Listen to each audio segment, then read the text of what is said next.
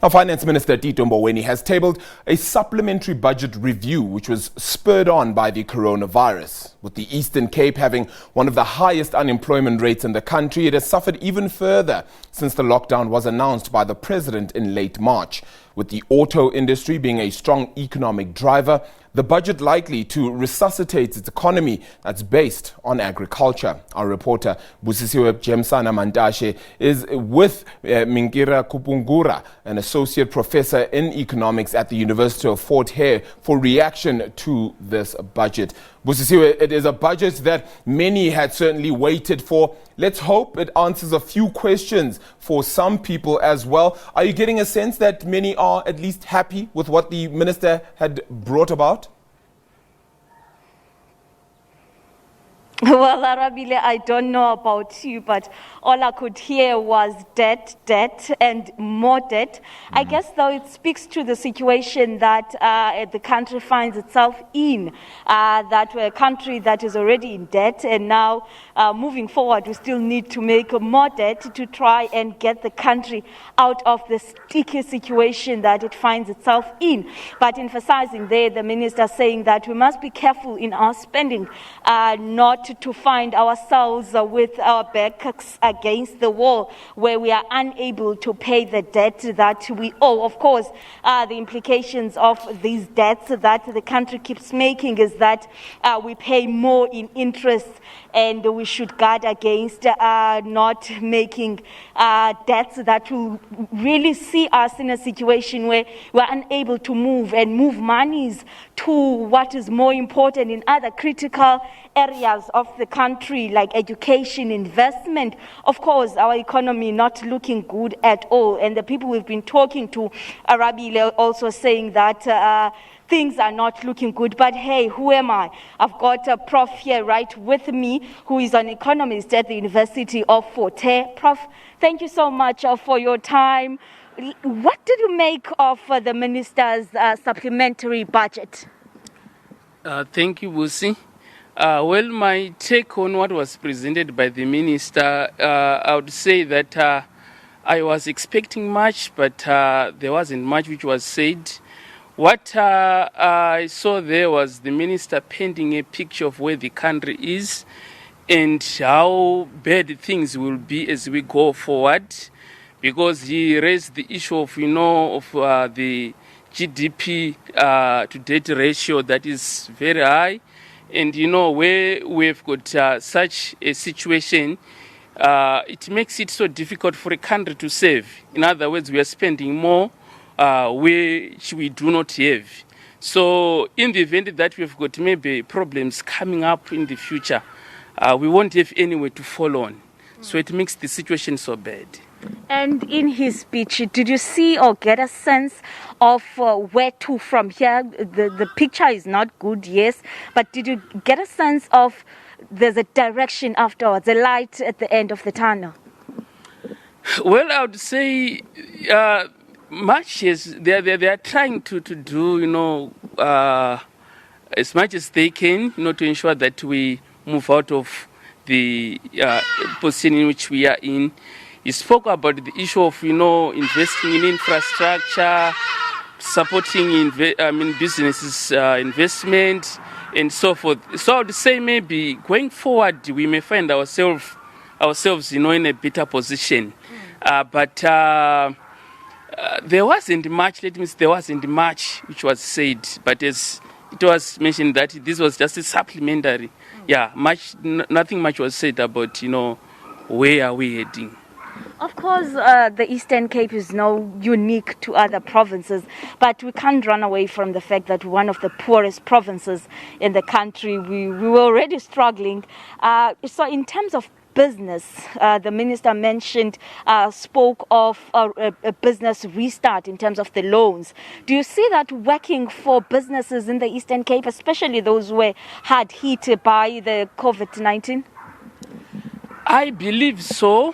I think what would wait for is to see how best, this will be accessed. But I do believe this will go a long way. Businesses are in distress. As you mentioned, the COVID did not spare us, just like in other province and region. So I would say it will definitely go a long way in ensuring that we are, in a better position.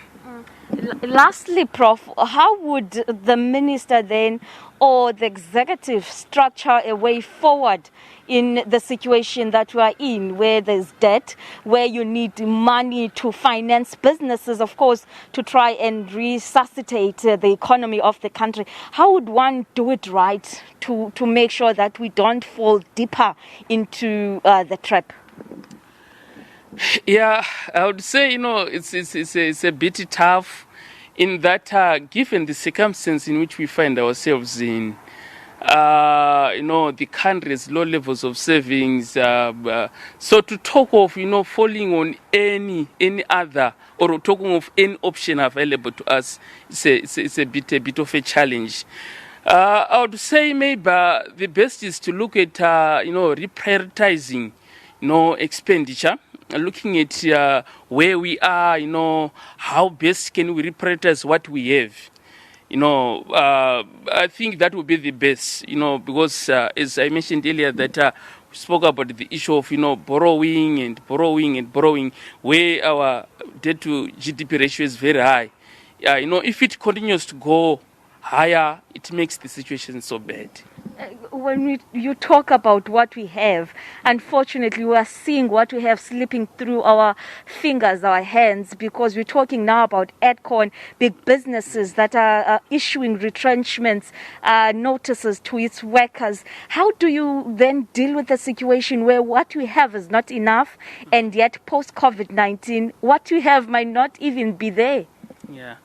Yeah, I would say it's a bit tough. The situation, which we are in, it's a bit of a challenge. But I would say, given some of these initiatives, which they've come up with, trying to support businesses, I would say they would go a long way in ensuring that, the little which we have, we are able to sustain, and maybe take us somewhere.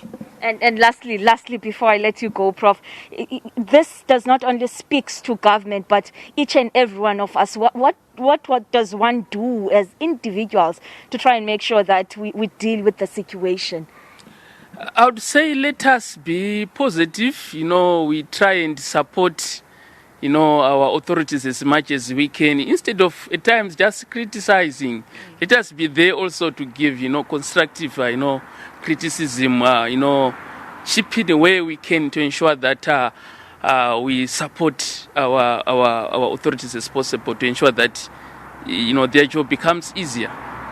Prof, thank you so much for your time. Well, Arabile, things not looking good at all, but Prof saying that each and every one of us need to be positive, and instead of criticizing, let us go there, roll our sleeves up and try and do what we can as individuals to try and navigate the situation that we find ourselves in. I know just recently the Agriculture Department in the Eastern Cape was on a drive to hand over gardening tools, seedlings, all that to make sure that households are able to plant their own food, that there is food security, because unfortunately, Arabile, as the country tries to beef up the economy and try to turn things around, food security is also important, and social relief, especially to provinces where there is high unemployment rate, in particular in the Eastern Cape. How this budget then will speak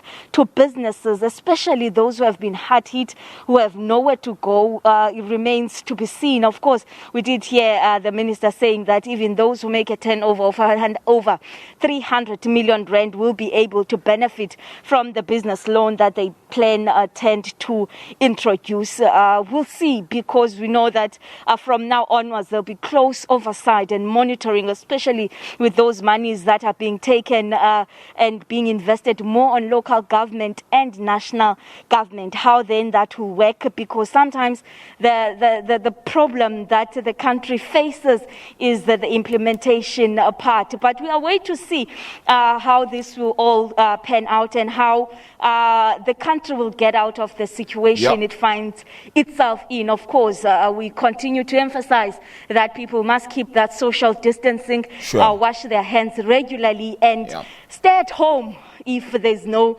really urgent need to go out, as we are starting with the start of the peak period. Yes. The next 3 months are going to be very difficult for everyone. And as the President said, as the Minister said, izulu liyezisa, and therefore we should all buckle up. Arabile. Busisiwe Jemsana-Mantashe, thank you so much for the time. They appreciate it out in the Eastern Cape. They're giving us that sense of just the reaction to the Finance Minister's supplementary budget, of course, as we've just heard.